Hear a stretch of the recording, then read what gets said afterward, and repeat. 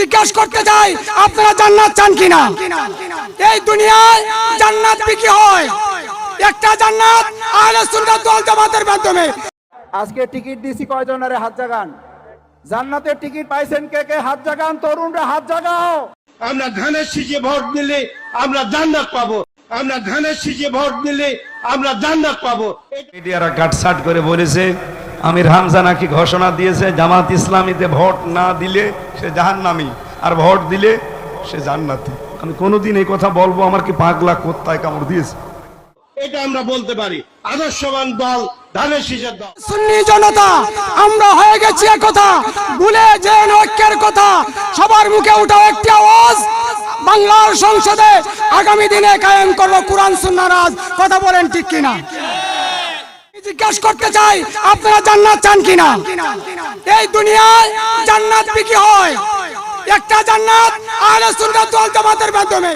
নিজে শুনিনি জামাতের কিছু কর্মী বাড়ি বাড়ি গিয়ে নাকি মহিলাদের বলে দাঁড়িপাল্লায় ভোট দিলে বেহেশত পাওয়া যাবে। সবাই বলেন নাউজুবিল্লাহ। আমি এই কথা কেন বলছি?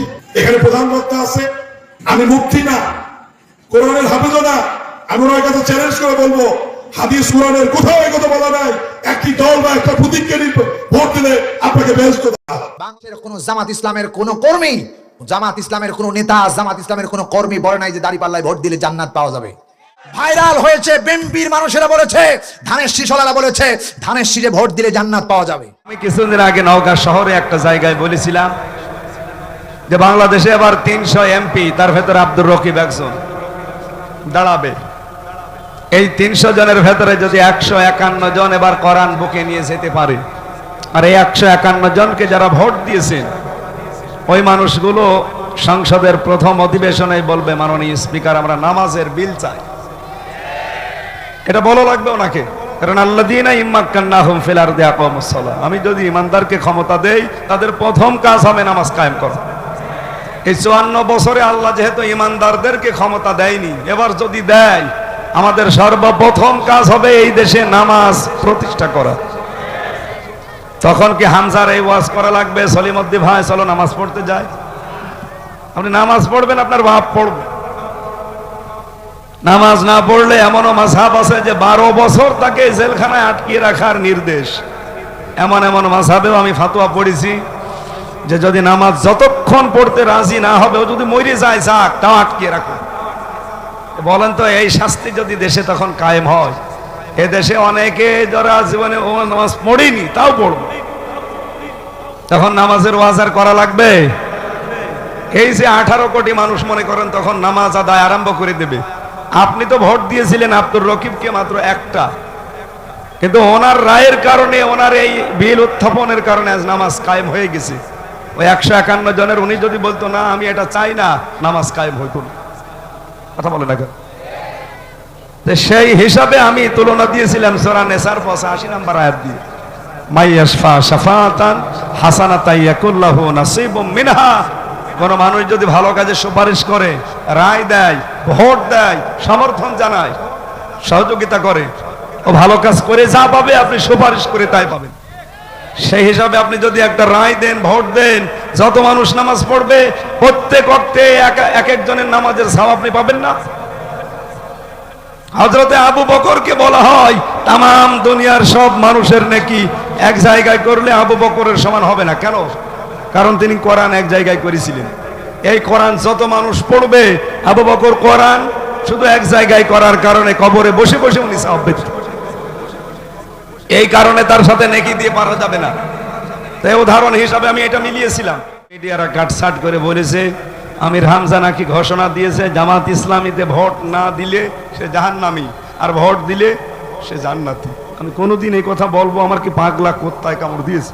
ইসলামে যোগ দিলে কি দিলে? শিবিরে যোগ দিলে জান্নাতের টিকিট। এটা আমি কইতাছি না, ভিডিও ভাইরাল হয়েছে, তার নাম মাসুদ। নাম কি? এতে কয় আজকে কারা কারা জান্নাতের টিকিট পাইছেন হাত তুলেন।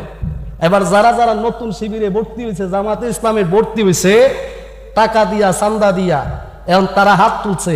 তার মানে বোঝা গেল জামাতে ভোট দিলে, জামাতে যোগ দিলে, জামাতে ইসলামে টাকা দিলে জান্নাতের টিকিট পাওয়া যায়। এটা আমি কইছি না বেড়া, এটা তগুলের লোক কইছে। কথা কোন ঠিক? নাকি জান্নাতের টিকিট বিক্রি করি? ও চাচা যান কয় না, কয় না? ও ভাইজান কয় না আজকে টিকিট দিছি কয়জনের হাত জাগান। জান্নাতের টিকিট পাইছেন কে কে? হাত জাগান, তরুণরা হাত জাগাও। এই অপপ্রচার যারা করবে তাদের জবাব তোমরা দিতে পারবে সবাই। আমরা জান্নাতের টিকিট দেই না, কিন্তু জান্নাতে যাওয়ার জন্য আমরা সবাই মিলে চেষ্টা করতে চাই। কারণ দুনিয়ার সফলতা মুমিনদের জন্য শেষ সফলতা নয়, আমাদের চূড়ান্ত সফলতা হলো আমরা যদি কোথায় যেতে পারি। 1.5 ঘন্টা 1 ঘন্টা কোন রাজনৈতিক সভায় আলোচনা হয়, দুনিয়ার গম নিয়ে আলোচনা হয়, টিন নিয়ে আলোচনা হয়, রাস্তা নিয়ে আলোচনা হয়, স্কুল নিয়ে আলোচনা হয়, কলেজ নিয়ে আলোচনা হয়, আপনার ভোট নিয়ে আলোচনা হয়, জাল নিয়ে আলোচনা হয়, কৃষি নিয়ে আলোচনা হয়, সব নিয়ে আলোচনা হয়। যদি জান্নাত নিয়ে আলোচনা হয়, জাহান্নামের সতর্কতা আলোচনা না হয়, ওটা মুসলমানদের প্রোগ্রাম হতে পারে না। ওটা মুসলমানদের প্রোগ্রাম হতে পারে না। তাহলে জান্নাত জাহান্নামের আলোচনা চলবে না? চলবে না। মসজিদে আলোচনা চলবে না? চলবে না। মসজিদে কোরআন ক্লাস চলবে না? চলবে না। মসজিদে এখন কোরআন ক্লাস চললে সেখানে হামলা করতেছে না? করতেছে না। এই হামলা আওয়ামী লীগ করছে না? করে নাই। আমরা মনে করি যারা হামলা করেন তারা ওই আওয়ামী লীগেরই দোষর, তারা ফ্যাসিস্টের দোষর। বেশ, সবাইকে ধন্যবাদ। দোয়া করবেন। আজকে এখানে একত্রিত হয়েছে, আল্লাহর কাছে সাহায্য চাই। আল্লাহ মেহেরবানি করে জান্নাতে আপনি আমাদেরকে একত্রিত করে দিয়েন। এটা জান্নাতের টিকিট বিক্রি? এই কথা আমাদের বলা দরকার আছে না নাই? আমরা কি শুধু দুনিয়া একত্রিত হইতে চাই না জান্নাতেও? আমরা কি এখানে একসাথে থাকতে চাই না জান্নাতেও? একসাথে থাকতে চাই। সেই জন্য এটা আল্লাহর কথা, কুনু মা সাদিকিন, ভালো মানুষদের সাথে থাকো, ভালো মানুষদের নিয়ে জান্নাতে একসাথে থাকতে পারবো। সুবহানাল্লাহ। সবাই রাজি আছেন ইনশাআল্লাহ? আল্লাহর আইনের বিপক্ষে তো এতদিন আমরা রায় দিলাম, এবার আল্লাহর আইনের পক্ষে আছি সবাই? সবাই আছেন আপনার আইনের পক্ষে? সব দল দেখা শেষ? এটা তো আসতে বললে হবে। সব দল দেখা শেষ? সব দল দেখা শেষ? এপাশে সব দল দেখা শেষ? ইসলামের বাংলাদেশ, এটা কি জামাত ইসলামের পৈতৃক সম্পত্তি? এইটা যদি অন্য কোন দল আইসা বলে আমরা তাদের সাথে আসি না নাই? কিন্তু শুধু জামাত বলার কারণে যদি জামাত বলে, জামাতকে কেউ বলে যে ইসলাম তারা কিনে নেছে, এটা কি আমাদের উপরে সুবিচার না অবিচার? আমরা কি ইসলাম কিনে নিছি? আমরা বলছি যে আপনারাও ইসলামের কথা বলেন, কিন্তু তারা ইসলামের কথা বলে? তারা বলে আমরা শরিয়া আইন, এই কথা বলার লোক আছে না নাই? শোনেন নাই? তাহলে আপনারা ইসলামের কথা বলেন, ইসলাম আমরা কিনে নেই নাই তো, ইসলাম তো আপনাদেরও আছে আমাদেরও আছে, আমরাও তো ওইটা বলে আসেন। এবার সবাই মিলে ইসলামের পক্ষে ভূমিকা পালন করি, সবাই মিলে ইসলামকে সংসদে নিয়ে যাই।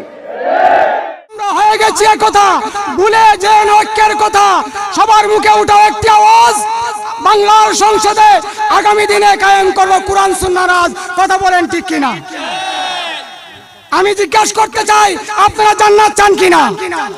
এই দুনিয়ায় জান্নাত বিক্রি হয়। একটা জান্নাত আহলে সুন্নাত ওয়াল জামাতের মাধ্যমে, আরেকটা জান্নাত দাজ্জালুনা কাজ্জাবুনা, দাজ্জাল এবং কাজ্জাবদের মাধ্যমে। আপনারা কোনটা গ্রহণ করবেন? আহলে সুন্নাত ওয়াল জামাত। মোমবাতি একতারা হাতে নিয়ে বসে যান চেয়ারে, এই কথাটা সবাইকে ইয়াদ করে দিলাম একসঙ্গে তিনটা। সবাইকে ধন্যবাদ। আসসালাম। টিকিট যারা দিচ্ছেন আপনারা মরবেন না? এই লোকগুলো আর তো চিন্তাও করে না যে আমি যে টিকিট দিতেছি, আমি তো মরার পরে আল্লাহ আমার ধরবো, টিকিট কই থেকে পাইলাম এটা তো জিজ্ঞাসা করবে আল্লাহ। এই চিন্তাটা তাদের মাথায় নাই। আল্লাহ তাদেরকে হেদায়েত দান করুক, বলে না আমিন।